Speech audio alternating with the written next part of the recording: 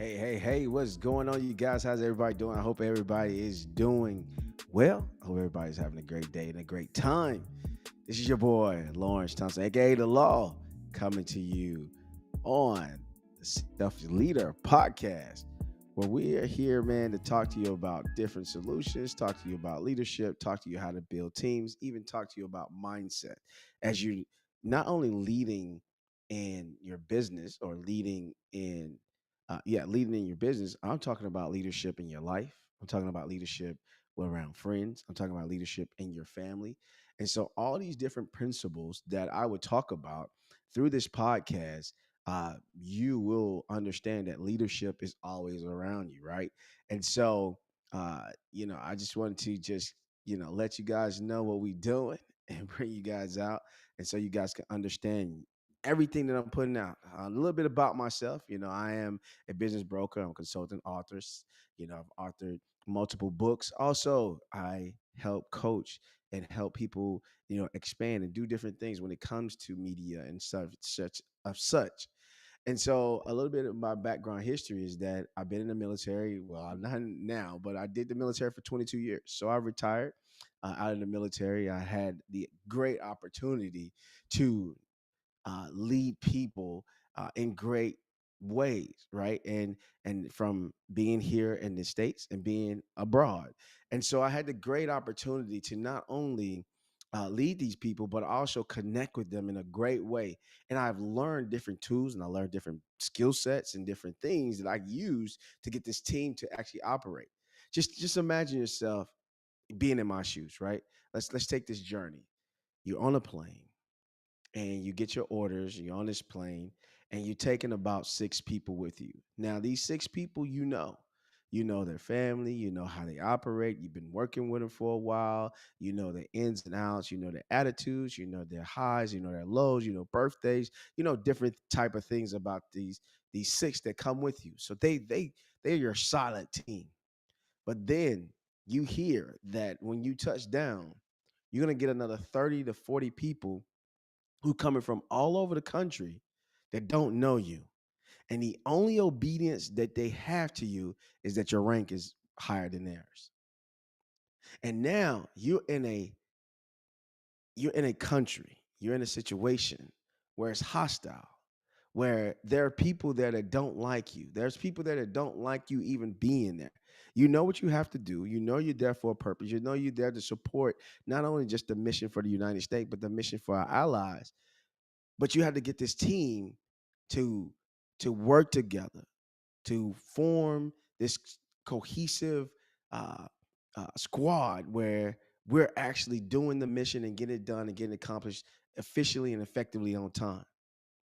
And then you have to make sure that everybody you've been given from all these other bases, all these other leaders, you sending them back the way they came over, whole, healthy, not harmed.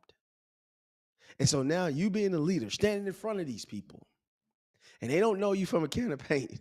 The only obedience that they have, the only compliance that they have is that they comply to your rank. And now you have to convince them to trust you. You have to convince them to follow you. And then you have to convince them to believe in you, that you have their back and have the best interest at heart. How do you do that? Listen, you're only there for a certain amount of time, from 6 to maybe 8 months, 9 months, maybe.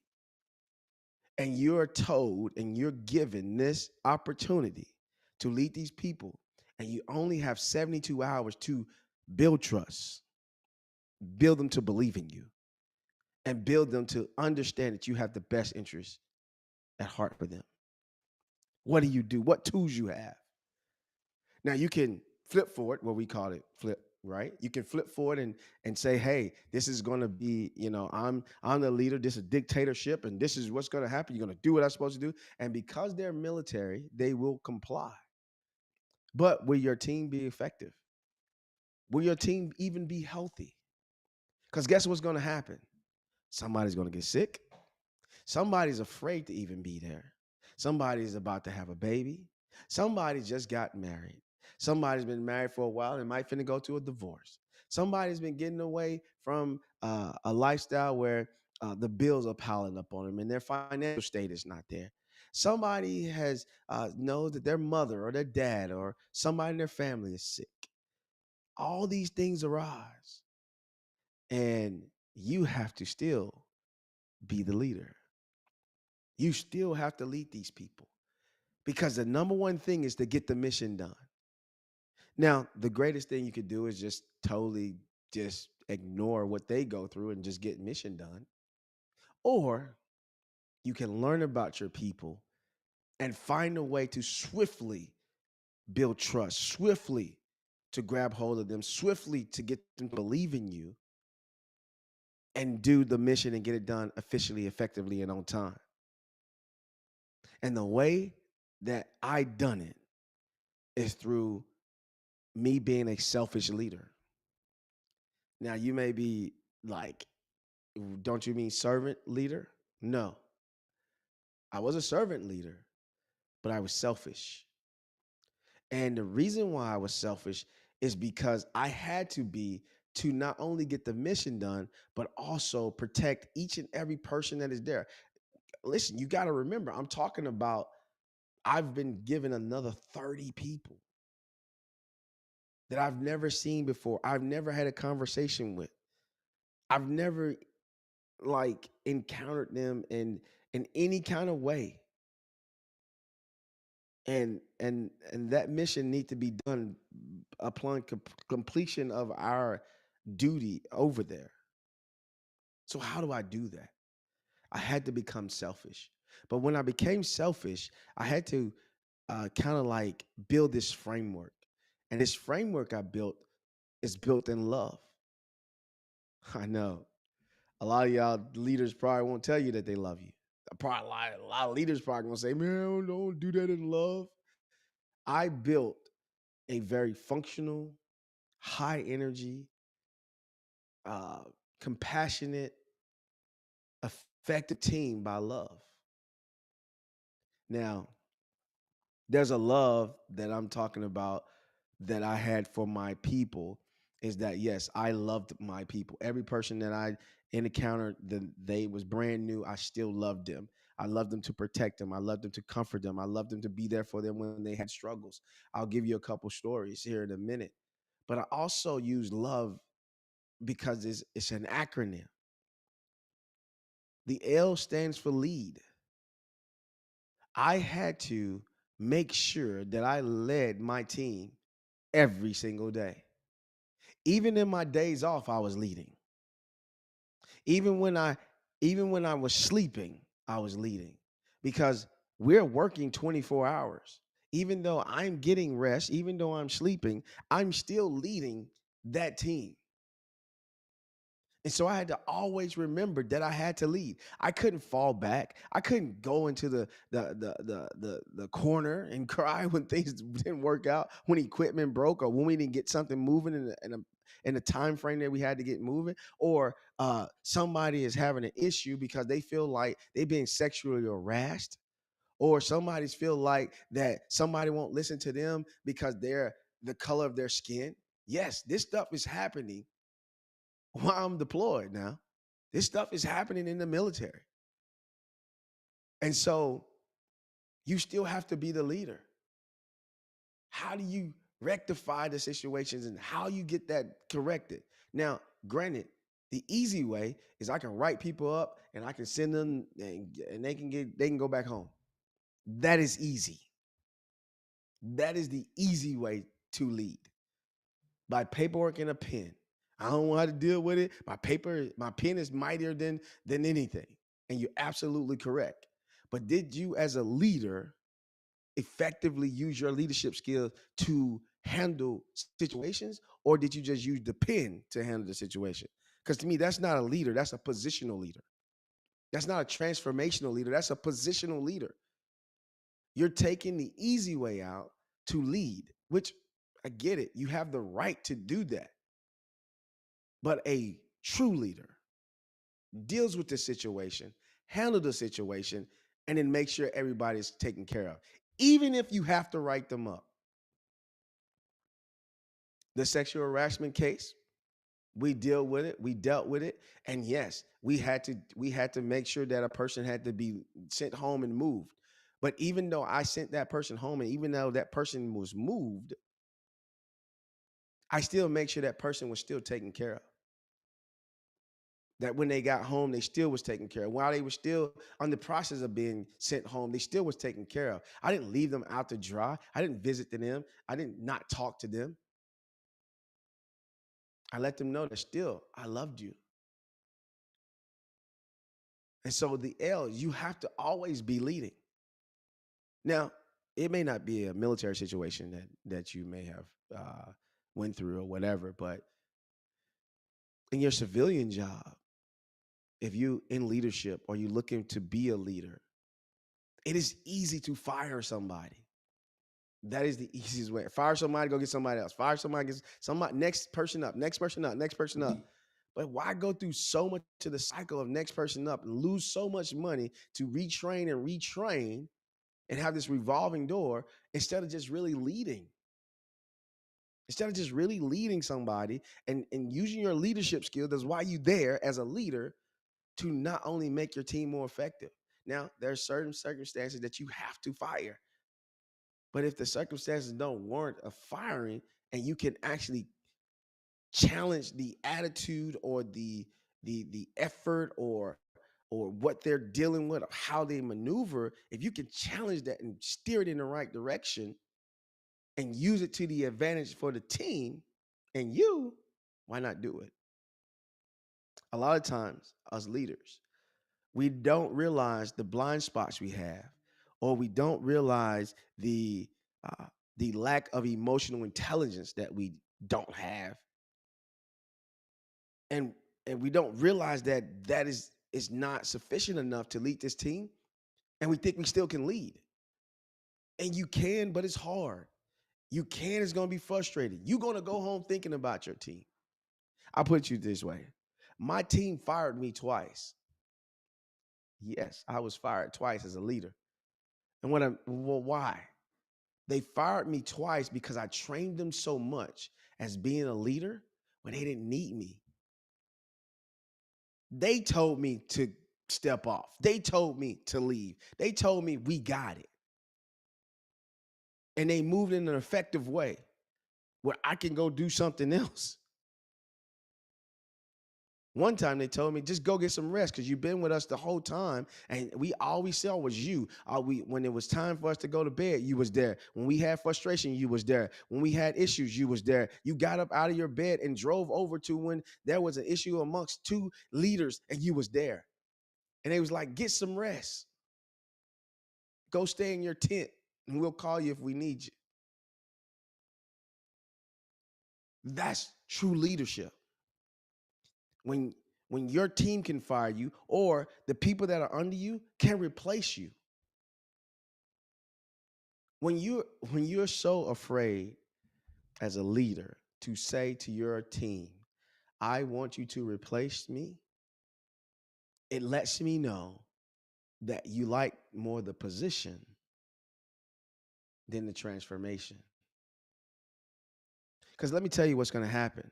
If you transform those people that are under you, if you help those people that are under you, if you instruct them the way they need to be instructed, and they come to replace you, it makes the team better. But guess what's not going to happen? You're going to see them get better, and you're going to have to get better. It only works that way. That if they come after your job, you're not going to let them have your job. If you like me and competitive, I'm not finna let nobody have my job. Even though I told you to come get it, I'm going to get better and better. And I'm going to extend the bar, extend the bar, extend the bar to where you're going to have to achieve something to come up here. So it challenges me, it challenges them, it helps me get better, it helps sharpens me, and it helps sharpens them. So you may be lazy in your position as a leader. You just let stuff go and you just pull up and you go in on your computer and you in your office and you just get information and you never tackle or hit the team. I'm gonna talk about something here in a minute now. And I'm gonna move too fast. But let me go back to love. So L, always be leading. O, observe, observation. This is where I want to go. Are you observing your team? Meaning, are you using your eyes to hear and your ears to see? I know, I know that sound confusing. I'm gonna say it one more time. Are you using your eyes to hear and your ears to see? Check this out. The reason why I say it in that way is I want you to think about it. Is that sometime when you see a thing as a leader, you can hear what is actually being said without you even being there. Body language. Body language is telling you that they're frustrated. Body language is telling you that they're not hearing you. Body language is telling you that they pissed off. Body language is telling you that they get it. Body language is telling you that they support the team they're on the way. Like you can see the team develop and see people in the team and it's speaking to you. And you have to hear your eyes. I'll put it to you this way. I had an airman, and this airman, um, his character and everything started changing. And once his character and stuff started changing, my eyes were telling me that something is wrong right away. So once I saw it, I listened to my eyes. And once I listened to my eyes, the day I was going to grab him to pull him away to say, hey, let's go have a conversation because things are changing and I feel you shifting and because something is wrong and you not telling me, he calls me at 5 in the morning attempting to kill himself. At 5 in the morning. I just saw this the day before. At 5 in the morning, he calls me to attempt to kill himself. I have to leave where I'm at because I'm normally up at 4:30 in the morning. I'm normally up before my team. I'm there eating breakfast. I leave breakfast, lose all military bearing, and I'm sprinting to go get him to a tent that's about a half a mile down the road, and I gotta get him because you know what my responsibility is that I gotta get him home the way he came to me. I was able to save him, I was able to get him, and we was able to help him. We was able to get him back to his house. He was frustrated because guess what? He had just had a baby 2 months before he came out there. The law wasn't there that he get to stay back longer because the baby's born and brand new. Now there's a law that the men get the same kind of days, but that wasn't there. He had to still go on the mission while his baby was just born 2 months ago, and he couldn't deal with it mentally. And his girl back at the house crying and wondering, like the baby is crying. I gotta get this, and I gotta get formula. I gotta like all this stuff is starting to happen to her. And she's frustrated and he can't do anything because he's thousands of miles away, and the only thing he could do is that the pressure was getting so much so he's going to take his life. But I observed that with my eyes and I listened to my eyes because my eyes were speaking to me the day before. Do you let your eyes speak to you as a leader? Do you let your eyes speak to you as a leader? That's a question you need to ask. Now let's go to the ears. Do you let your ears see? Okay, Lawrence, explain that. I'm going to explain it like this. There are conversations or there are sidebar conversations. There are water cooler conversations that you would hear that goes on. And if you pay attention to the conversations or you pay attention to certain words or you pay attention to certain uh, phrases or whatever, it will allow you to see what's being formed and what's happening behind the scenes. Check this out. I said I was going to talk about this. As a leader, if you're not observing, if you're not using your eyes and your ears in the way I'm telling you to use them, you'll think you're leading a team because they're giving you results when you're actually not leading the team is actually leading itself. There could be somebody else in the midst of that crowd that they have given authority to, and they've created their own little cell groups, and they only do it because of that person. But if that person was to say, let it, if that person was would to say, hey, we want to sabotage the leader, they will sabotage you because you're not observing. If you a positional leader where you stay in the office the whole time, and you're not getting out to meet, you're not getting out to talk. I'm not telling you to do it all the time, but sometimes you got to know your people. Sometimes you got to listen to them. Sometimes you got to hear them. Sometimes they got to hear your voice instead of you giving commands from your chair, giving commands from the office. Like, hey, just make sure you do it. Come on, man. These are human beings. Let me say that one more time. These are human beings. They're people. They're not robots. They're people. They have feelings. They have emotions. They have issues like you got issues. And their issues could be even rough and tough. They could be dealing with something that they can't pay their rent right now, but you making $300,000 and can do whatever you want to do. Oh, I'm the leader. Huh, great. Be a positional leader. See how long that lasts. Now, it can last 10 years, but it's not a lifetime. Because somebody's going to point out and somebody's going to pick up and saying, hey, why are your people quitting? And why is this happening? And why there's, when we come in and we QA and we quality assurance something, and it seems like you always have problems. And now you got to give an account for it. And you be like, where's the people I got? Well, you hired them people. And guess what? You fired the people that could have really helped you. But because you took the title and used the pen as your conversational, as your marker, or as your talking stick, instead of using your head, using your heart, using your emotional intelligence, you push things out of the way. That's not leading, man. So are you observing your team? V, vocabulary. Vocabulary. Now, this is huge. This is a huge thing. The reason why I say it's huge is because a leader speaks to, a true leader speaks to inspire. But I want to say this.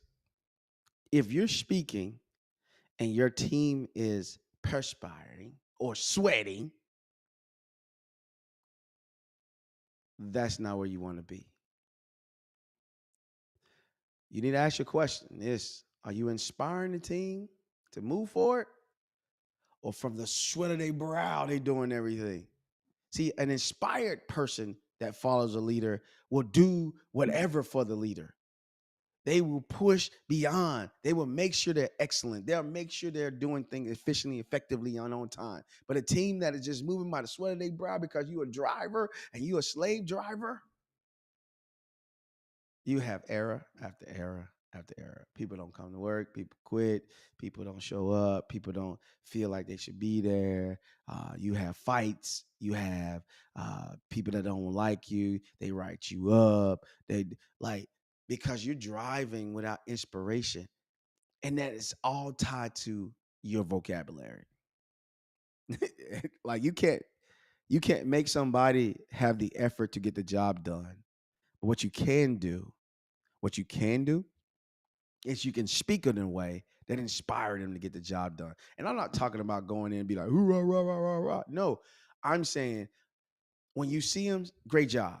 I don't care if it's little, great job. Oh man, y'all amazing. Man, bring everybody popsicles or something or suckers or something, like to show that you appreciate. Hey, I appreciate you, man. I appreciate you. If the janitor is sweeping the floor, I appreciate you. I appreciate what you're doing. And you're not even direct instructing the janitor. But that janitor sees everybody, touch everybody, goes into every place. But your vocabulary will continue to transcend beyond that janitor, because that janitor gonna say, he always speak to me. He always say me a good job. He always appreciate me. And then they'll start saying, and then they'll be like, man, this is a great leader. This is a person I really want to work for. This is a person I really do something for. Now, your vocabulary has to be strong enough, though, that if you say a thing, you got to come through with it. Like I told my team, hey, I will always fight for you. You're my number one priority. But don't get it twisted. If you don't come through and don't support me, the conversation is going to be different. And when I told them that, they understood where I stand, and they understood the expectation I want them to be at. And when that opportunity came that I had to stand on business for them, and they saw me stand on business for them, because they wasn't going to fire me. They wasn't going to take my rank. I just defended my people. That's what the leader is supposed to do. If you're afraid to stand up for your people because you feel a firing or something like that, like, are you gonna slap the boss? Like, yeah, you're gonna get fired. But just to stand up and say, no, sir, we can't do that because this is this. Like, no, ma'am, we can't do this because this is this. Like, stand up for your people. Now, if they shoot it down, then get an explanation. You in the room to get the explanation so you can take it back to them. So then you can explain to them why they have to do it. There was a time that they asked me, they was like, well, we can't really do this. I said, okay, cool. I'm finna go in there and tell them about, the limitation that you said we had. All right. You guys are out here every day and you guys see it. I'm standing with you. I go in there and tell them about the limitation, and then they come back and tell me, no, Lawrence, well, not Lawrence, no, Thompson, you can't do it that way. It has to be done this way, because if it don't be done this way, then this right here will move this way, and this right here will shift this on the calendar, this right, just move this shift on the calendar. Okay, bet. Let's communicate that, and so that I can get that back to them. So don't just tell us to just go do it, and you're not telling us the whole picture. That's why I told the leadership, don't just tell us to do something without telling us the whole picture. You tell us the whole picture so I can communicate back to them, so then they can do it and they can get going. So they told me the whole plan, told me the whole vision. Boom, I go back to them. Hey, we got to move today. Like, we got to do this today. And the reason why we had to do this today, such will happen. The calendar will move like this, and we can't shift that because we have to do it at this point in time, because this has to be in place for this right here, right? Okay, cool. All right, let's get after it. Boom, they understood. The complaints went away. My vocabulary when I came to them wasn't that, hey man, just do it because I said. No, man, I'm gonna give you the information. Boom, let's go. But they saw that I stood on business for them. And guess what happened? They knocked it out. They did it well. We got it done. We got it signed off. It was effectively done. And guess what? When it came time to where I had to disappear for a minute, and then I wasn't there, they was able to stand on business for me. So your vocabulary goes a long way. If you say a thing to your people, let them hear it. Now, if you're a leader that is, you got to understand, as a leader, you're casting vision every day. I'm going to say that one more time. As a leader, if you're in a leadership position, you're casting vision every single day. So if you coming in and say, well, it's going to be a bad day, guess what? Your team's going to eat that. I'm a biblical guy, and the Bible say it clear as day. You will eat from the fruit of your lips. So if you don't want to have a great meal of negativity all day, watch your tone. Watch your tone. Watch what you say. A wise man, a wise man put a guard over his mouth. Not to silence it, but to understand that if it comes out, I'm going to cast vision every single time, especially if you're the leader. Let's look at families. If you in your family dynamic, you in your home, your mother, father, or whatever, if you're speaking in a way that is condemning or negative, you're casting vision over you. You casting a vision over your household. You're casting a vision over your kids. You're casting a vision over people who are really looking at you as the leader and saying, "I want to see a vision. I want to hear something amazing. Tell me that today is gonna be great. Give me the life that I need." And you come in there, "Oh man, this, oh my God, this world is this economy is this president is this. Oh my God, oh my God, woe is me, woe is me, woe is me." They're going to say the same exact thing. And the only person to blame is the leader. When I go into places and I get a team, because I have leaders under me, right? I'm a leader of leaders. And and when I put them over 2 to 3 people, I don't put them over a lot. Some people can have a bigger capacity. I would gauge that from how they respond to me when I talk to them on the first initial. Uh, and they come to me and my team won't listen to me. I'm just always got to go back and forth. And, and I'd be like, okay. I'd be like, good. My team hate when I say good. They hate it. But I'd be like, good. They'd be like, why you say good? That's not good. I said, because you get to learn to lead. But let me ask you a question. What are you saying to your team? Are you complaining the whole time? Are you speaking and talking down on the upper leadership the whole time? Are you talking bad about that this mission is, what it is and it's hot outside? And all? Is that what you doing? I'm sorry. I mean, it just, sometimes I just get frustrated. We all get frustrated. You don't think I get frustrated? I got 40 people that got to make sure doing what they're supposed to do. You want my frustrations? No, I don't want your frustration. I don't want your frustration. Okay, then. You only got 2 to 3 people. Figure it out. Use the skill set you have. You're in that position for a reason. Go and lead, but watch what you say. And let's try it and see what happens. That's how I send them back out there. I challenge their conversation. And once they realize that if they start saying things different, the team begin to act different. A follower don't want to be a leader sometimes.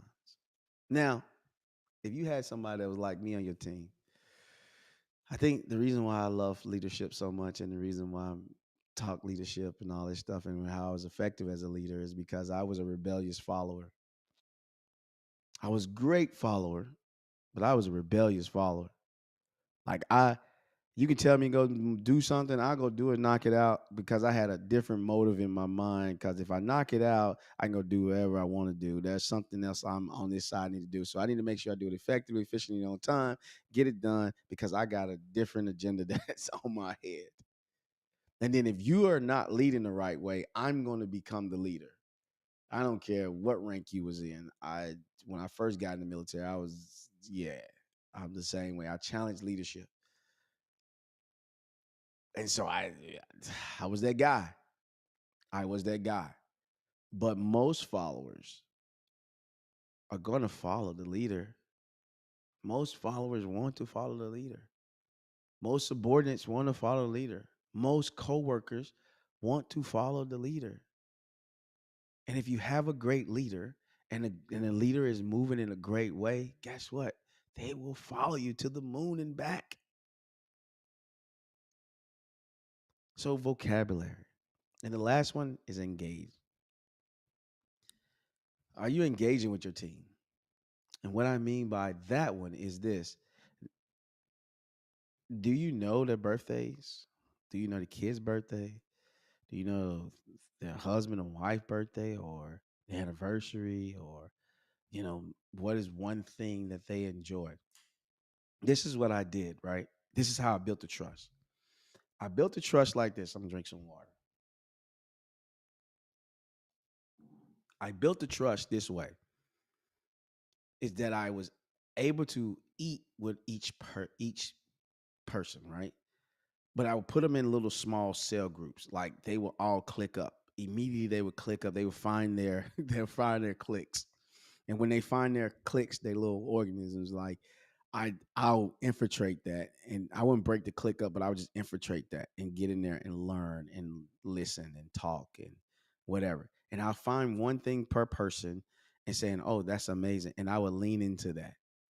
Even if somebody had a nickname, I would lean into that. I wouldn't call them by their name. I'll call them by their nickname. Or if somebody was a Cowboys fan, I'll rag on that. Or a Lakers fan, or somebody. I even went to the extent of learning NASCAR because I had a guy. He was more of an introvert, but he loved NASCAR and he wouldn't talk. But I had to learn NASCAR and really understand NASCAR just so he could come alongside to fill in what I need him to fill in for. Right? I wanted to feel like the team, and so I engaged that way. And that small engagement goes a long way. It's just like playing golf, right? Golf is millimeters, right?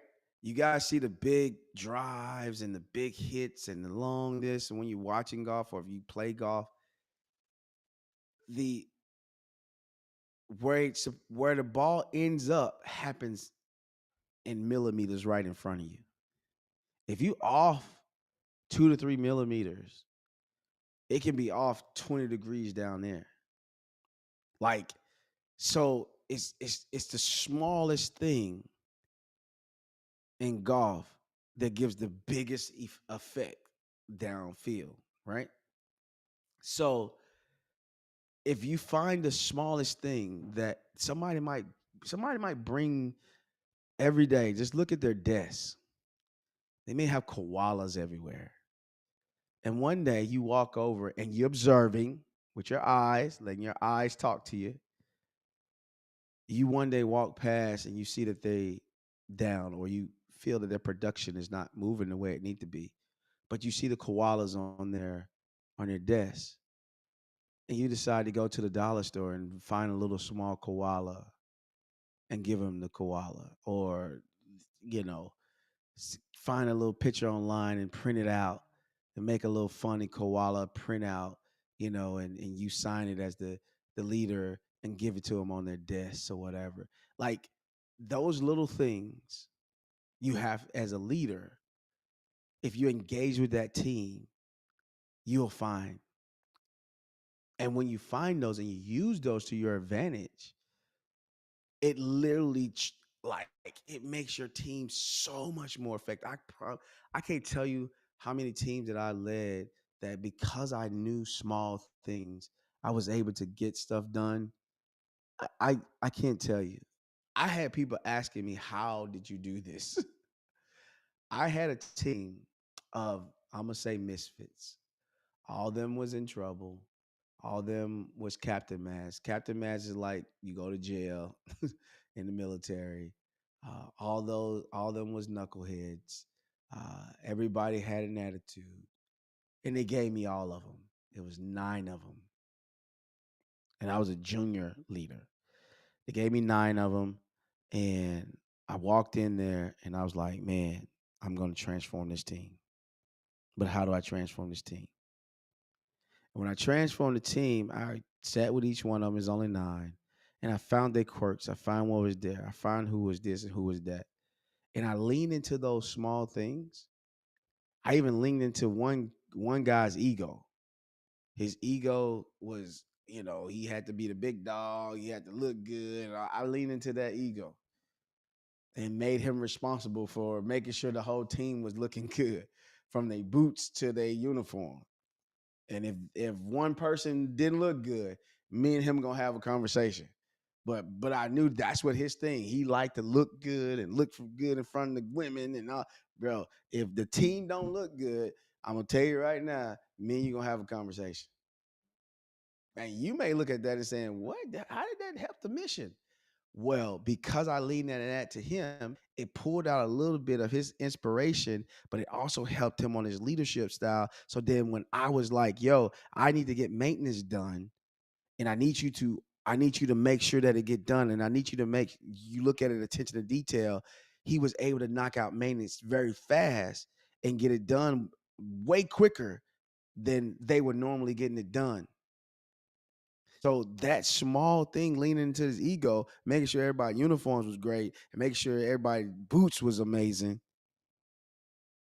that it translated into the work that he did, and he was moving. That attention to detail got even more like locked in. He wasn't doing anything. He was just sitting around laughing and joking and being a dude, but he wasn't effectively working. So I engaged in him, engaged in talking to him and all that type of stuff. And that helped me to move the team where I wanted to be. So this love framework, man, is very healthy. It can be explained even more. You will get deeper details if you go buy the book on Amazon. It's The Selfish Leader. It's on Amazon. Look up my name, Lawrence Edward Thompson Jr. And you can get this book in there, and you'll see me break it down even more. Now, it's not an exhaustive study, right? It's more surface. It's more to get you started and more to get you built on, because I'm going to build on that book, that brand more. We're going to have, masterminds. We're going to have conference. Uh, I'm going to build on that. You're going to see this podcast, and we're going to talk about leadership all the way around. I'm going to bring people on, all that type of stuff. So we're building something here, and I'm saying we. I'm a one man team right now. I'm saying we because I know and I believe and I have faith that I will have a team. But right now it's just me and my mouse and my computer. And so we are doing this thing and going from there. So you're gonna get more details. So go get the book, The Selfish Leader, on Amazon right now. You can go get it. Look at my name, Lawrence Thompson Jr. You're also gonna see another book that say Leadership is Not Parenting. So if you want to couple those two together, you can couple those two together. Leadership is Not Parenting gives a little bit more deep dive in there um, of, of the formula that I created. But yeah, you can get those two together, and they can help you out with your leadership move and whatever. But to go back to my point is that leaders must lead with love, and and God gives us a great blueprint, right? The blueprint is God is love, right? That is my blueprint. That is my baseline. That is my foundation. I will not change that. God is love. And in the love that God had and who God is, he leads us in a way that he's always leading. God is always going to be number one. He's always observant. The Bible says eyes are looking. His eyes, he sees everything. His eyes going to and fro to show them to show himself, to make himself strong in those who seek him. Vocabulary. Come on now. The Bible, God speaking, saying, man, you more than a conqueror. Say you can do all things through Christ that strengthens you. He say, man, I know the plans that I have for you, the plans to prosper you. Man, he tell you, oh, be strong, be courageous, do not fear. So the Bible is there with vocabulary. And engage? Check this out. There are billions of people on the earth, and God make you feel like you the only one talking to them. That's engagement, man. That is the most awesome engagement ever. Is that there are billions of people on the earth, and God make it feel like you are the only one he talking to. And he answers. And he answers. He always answers. Now, it may not be the answer that you want sometimes, that you desire sometimes, but he knows the right answer to give you. But he always answers. So if he ain't walking in love and leadership, I don't know what to tell you. That's where I get my framework from.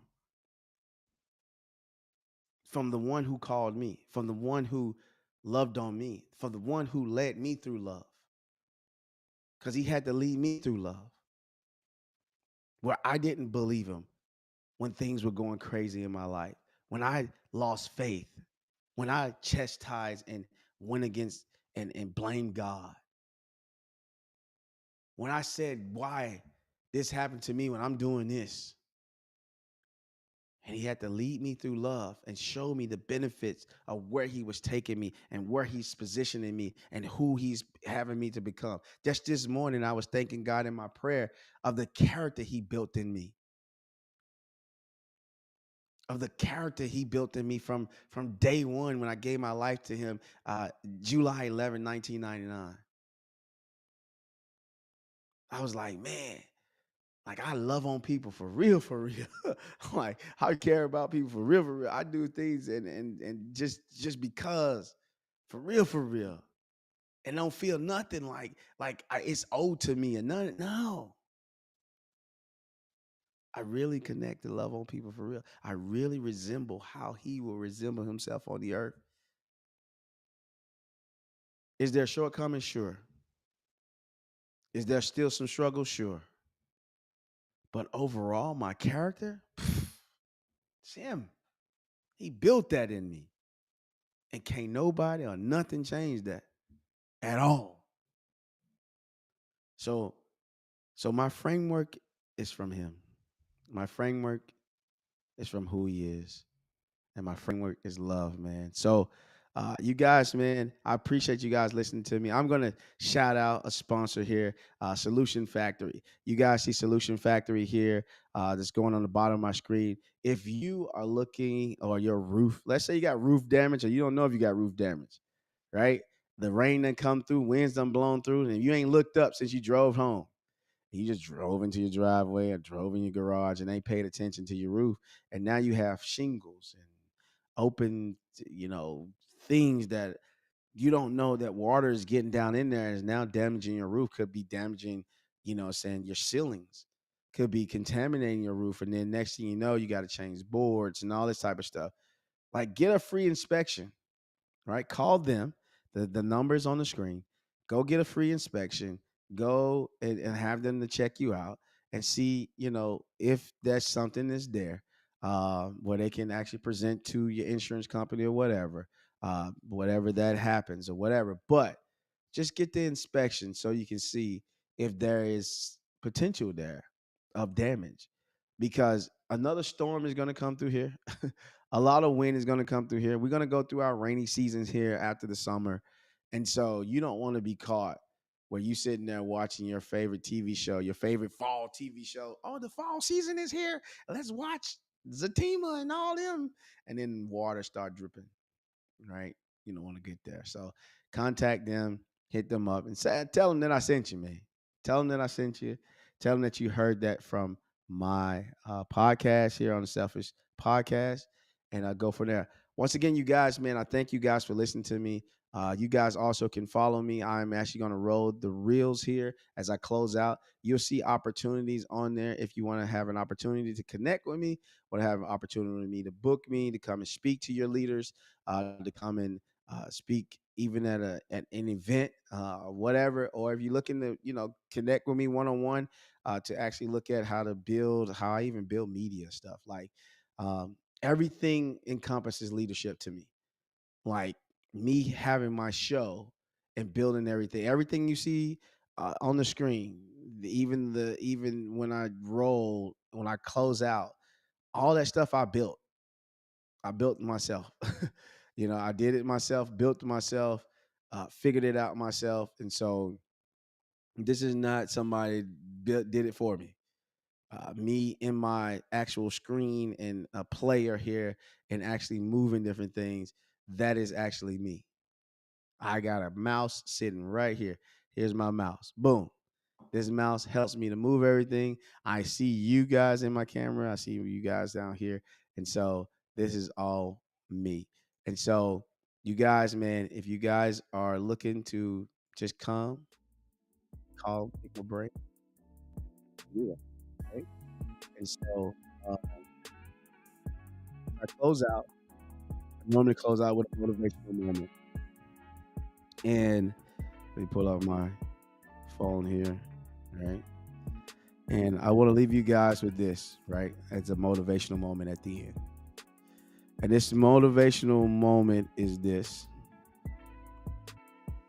is that I want you to listen to what I'm saying.